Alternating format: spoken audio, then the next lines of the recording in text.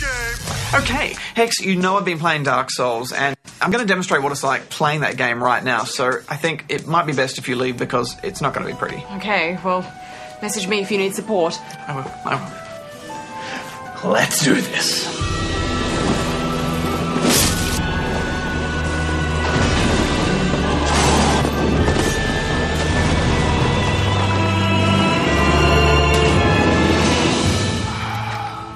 I think it's safe to say that generally the default difficulty for most games nowadays is getting easier, but there was one game which made difficulty its defining feature, and that was Demon's Souls.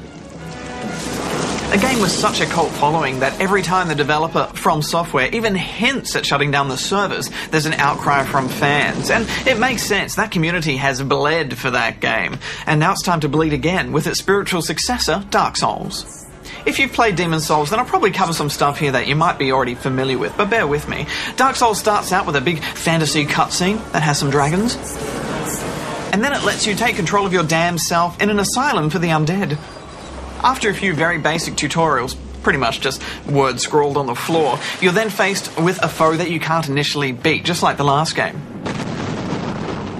Eventually you gear up enough to take it down, and then a giant crow plucks you out of the world and takes you to a medieval-like village, which is where your story really begins. At the very start, you've got two directions you can take. Left will take you to some catacombs filled with some very tough skellies, and realistically, it'll be a while before you can go down there safely. I tried a lot, and died a lot.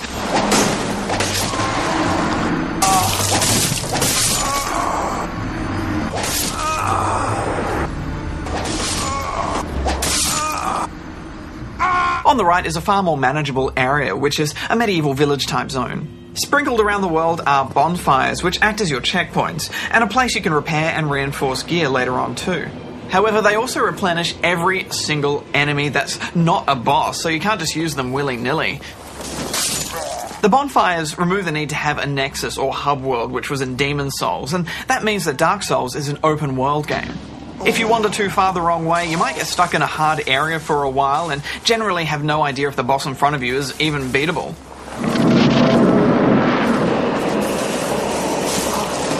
I think this will be the first early rage quit point for people because the game doesn't do a good job of telegraphing where you should go. It really is much more rewarding avoiding using a walkthrough or a wiki if you can help it, at least until you reach that point where you just can't take it anymore. Dark Souls is a spiritual journey, not only for your character, but also for you as a gamer. It's an incher. You always need to move slowly and carefully with your shield up, going around every single corner. If you try and rush it, it's just completely counterproductive, and you'll just die again and again and again. And again.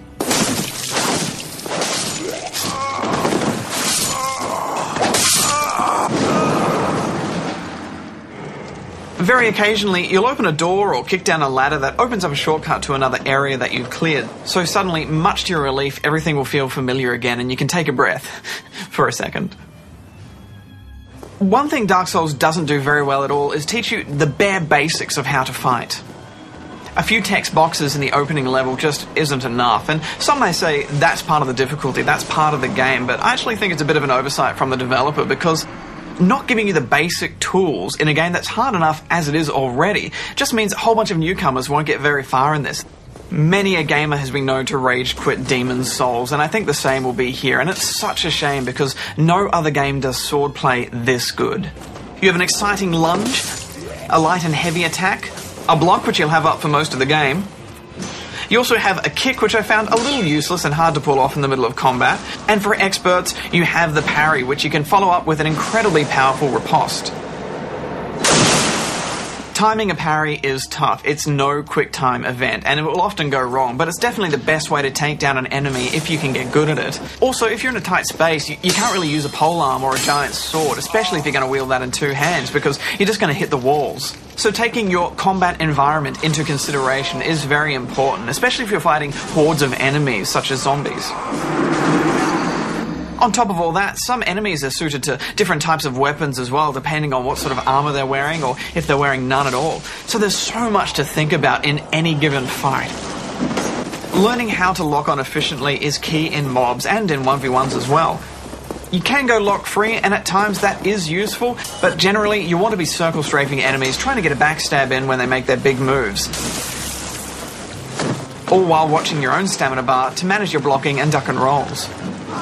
And you'll have so many stamina recovery standoffs as you try and get some room to breathe, or if an enemy's just baiting you and you're baiting them. But when you get everything just perfect, the timing, the weapon, the situation, and you can take down an enemy in 2 quick hits without even getting hit yourself, it just feels awesome. Weapons and armor affect your equipment weight, and this is very, very important. If you're holding more than 50% equipment weight, then you can't do a fluid duck and roll. You'll duck and roll and kind of crash to the ground. So you need to manage this to your own playstyle. If you like just taking damage, then wear all the armor you can, but often it's better just to go a bit nudie. Here's my streak from Demon's Souls.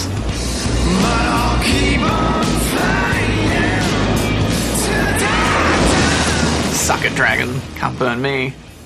Although it did burn me about 20 times. The class you pick early on is kind of like a difficulty setting, but it doesn't really matter that much because your stats will change as you progress, so you can craft any sort of character that you want. Souls are the currency of this world, and you collect them from dead enemies, but you can also find little consumable souls lying around the place. Gear, stats, weapon upgrades, everything is traded in souls, and it can be really tough trying to work out where you need to put them. It's even harder if you accidentally stab and then kill 2 vendors, which I did. You've gone mad, have you? And that made the game really hard. It's you lousy rat. Yulia! But I like the stress, and I highly recommend taking regular pain breaks.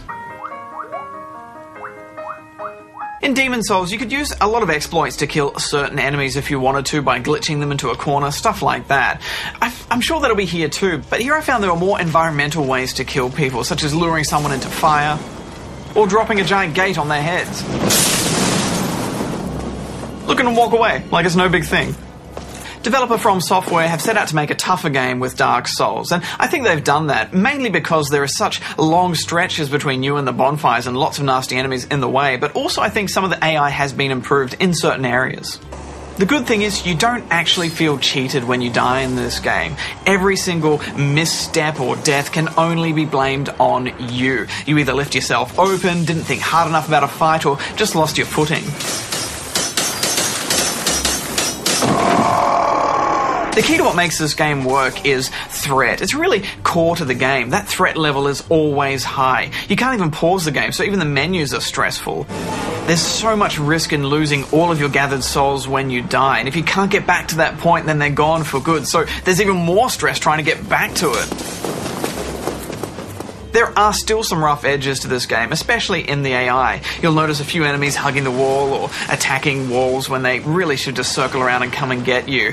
That was a bit disappointing, but where the AI matters is in the combat, so that part is still very strong. Also, enemies still get caught around your feet, but I find that funny.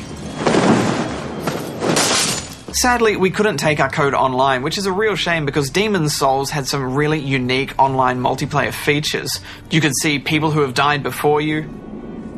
You could co-op to take down a boss, and even break into other people's worlds. Dark Souls plans to have all of that and more. Dark Souls fills an important spot on the game store shelf because it enhances the range of experiences available to us gamers. The sad thing is, until the developer starts to teach gamers how to play this game better, especially early on, it might just stay in that cult following, and it's such a shame because you really come away from this game feeling like you've learned a skill and you've actually achieved something. If you let this game beat you down on those first few early hours to the point of quitting, then you'll miss out on one of the most truly fascinating RPGs out there. I'm giving this 9 out of 10 rubber chickens. Alright, back to it.